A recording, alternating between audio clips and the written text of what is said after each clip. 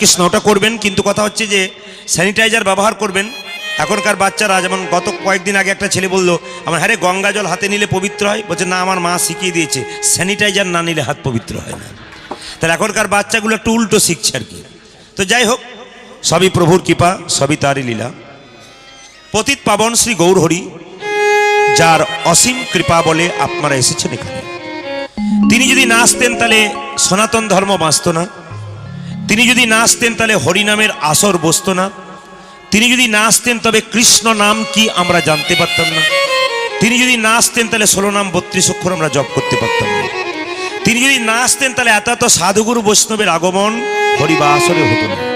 একমাত্র তার কৃপা বলে এগুলো হচ্ছে। তাই পতিত পাবন শ্রী গৌরহরি কাঙাল বেশে জীবের দ্বারে হরিনাম দিচ্ছে। একজন ভক্ত বলছে, কে তুমি?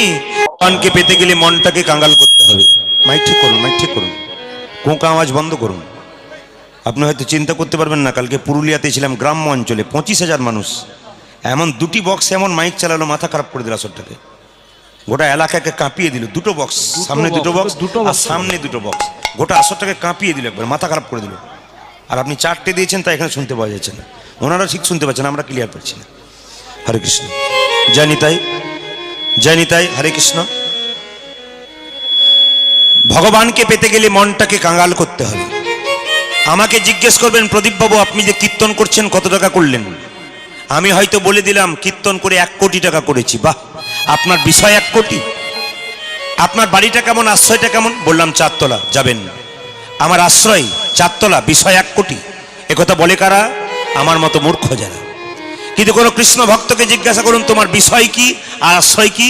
যিনি প্রকৃত কৃষ্ণ ভক্ত তিনি বলবেন বিষয় হচ্ছে ভগবান কৃষ্ণ, আশ্রয় হচ্ছে শ্রীমতী রাধা।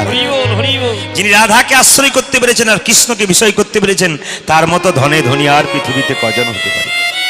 ও মায়েরা, আমাদের জীবনে কোনো বিপদ এলে সেই দিনটাকে আমরা দুর্দিন বলি। যেমন যেদিন প্রচন্ড বৃষ্টি হয়ে যায়, ঘর থেকে বেরোতে পারি না, পুরুষ মানুষের 1 টাকাও রোজগার হয় না, আমরা বলা বলি করি আজকে দিনটা খুব খারাপ গেল রে, 1 টাকাও রোজগার হলো না। এ কথা কারা বলে? সংসারবদ্ধ মায়াবদ্ধ জীব তারা বলে। কিন্তু কোনো ভক্তকে জিজ্ঞাসা করুন দুর্দিন কোন দিন তোমার জীবনে? সারাদিনের মাথায় যেদিন একবার কৃষ্ণ নাম করতে পারবেন না, সেই দিন আপনার জীবনে দুর্দিন হয়ে এসেছে। মাথায় রাখবেন, সকাল দুপুর সন্ধ্যের মধ্যে একবার যদি কৃষ্ণ নাম করতে না পারেন, তবে সেই দিনটা আপনার দুর্দিন হয়ে গেল। এই মনোভাব নিয়ে সংসারে থাকলে আপনি কৃষ্ণ কৃপা অবশ্যই পাবেন। তাই আপনাদের কাছে নিবেদন রইল, নিতাই চাঁদকে নিয়ে নবদ্বীপের মাটিতে মহাপ্রভু নাম দিলেন। কিভাবে? দাদা, অধম জীবকে হরিনাম দাও। কিভাবে? নয়নে দেখিবে যারে কৃষ্ণ নামে দেবে তারে, নয়নে দেখিবে যারে কৃষ্ণ নামে দেবে তারে, নয়নে দেখিবে যারে কৃষ্ণ নামে দেবে তারে, নয়নে দেখিবে যারে কৃষ্ণ নামে দেবে তারে। সাবধান, যেন জাতির বিচার করো না দাদা, যেন জাতির বিচার করো না দাদা, জাতির বিচার করো না দাদা, যেন জাতির বিচার করো না দাদা, যারে দেখবে নামে দেবে জাতির বিচার করো না দাদা, তুমি যারে দেখিবে নামে দেবে জাতির বিচার করো না দাদা, ও যে যারে দেখবে নামে দেবে জাতির বিচার করো না দাদা। তুমি যারে দেখবে নামে দেবে জাতির বিচার করো না দাদা। এখানে ড্যান্স হাঙ্গামা হলে মাঝখানে একটা বাঁশের বেড়া দিতে হতো। কেন? একদিকে নারী একদিকে পুরুষ। কিন্তু কৃষ্ণ নাম হচ্ছে এখানে প্রেমের ব্যাপার। নিতাই চাঁদ বলছে যদি কেউ হরিনাম না নেয় তখন কি করব? দাদা, প্রথমে ধরিবে হাত। মহাপ্রভু যখন কীর্তন করতেন হাত নিচু করে না হাত উঁচু করে, একবার দেখানো যাবে? বাহ বাহ, না যার হাত আছে তিনি দেখাবেন, যার নাই তার দেখানোর দরকার নাই। মহাপ্রভু যখন কীর্তন করতেন তখন হাতটাকে উঁচু করে। একজন ভক্ত জিজ্ঞেস করছে, ঠাকুর তুমি যে হাতটা তুলে আছো তোমার হাতে ব্যথা হয় না? বলে ব্যথা আবার হয় না। বলে তাহলে নামাও। বলছে কি করে নামাবো? তোরা তুলছিস না ওই জন্য নামাচ্ছি না। একজন ভক্ত বলো, ঠাকুর এই তো তুলে দিলাম এবার নামাও। বলছে না, তোদের পেছনে যারা আছে তারা, আপনাদের বলি নেই কিন্তু, বলছে তোদের পেছনে যারা আছে তারা তুলবে না, এই জন্য আমি হাত তুলছি না।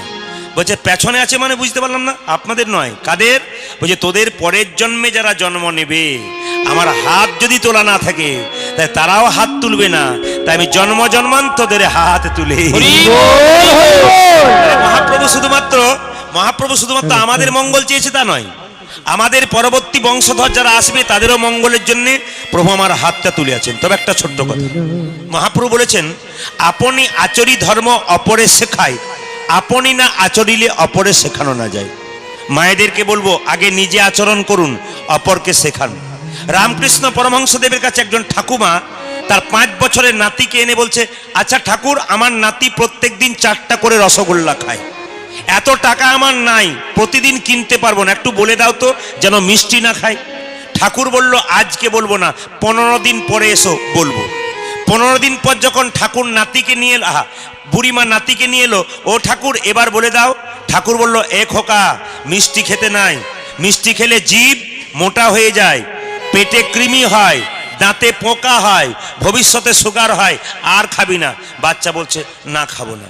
সঙ্গে সঙ্গে ঠাকুরকে জিজ্ঞেস করছে বুড়িমা, আচ্ছা 15 দিন আগে এলাম তখন তুমি বললে না, আজকে বললে কেন? ঠাকুর বলছে, 15 দিন আগে তো আমি নিজেই মিষ্টি খেতাম, আগে মিষ্টি খাওয়া ছাড়লাম, তারপর বললাম। এই জন্য আপনি যা মুখে বলবেন তা নিজে করবেন, তবে কিন্তু মানাবে। কেন? অনুকূল ঠাকুর বলেছেন, শিক্ষা মুখে আছে কিন্তু ব্যবহারে নাই, এ শিক্ষার মুখে মারো ছাই। আপনি আচরণ করুন, জগৎকে শেখান। তো মহাপ্রভু হাতটা তুলেছেন। আচ্ছা বলুন তো, হাত কখন তুলি? যখন দেখবেন কেউ জলে ডুবে যায়, উঠতে পারে না, হাত দেখবেন এরকম করে তুলে। কেন? বাঁচার তাগিদে।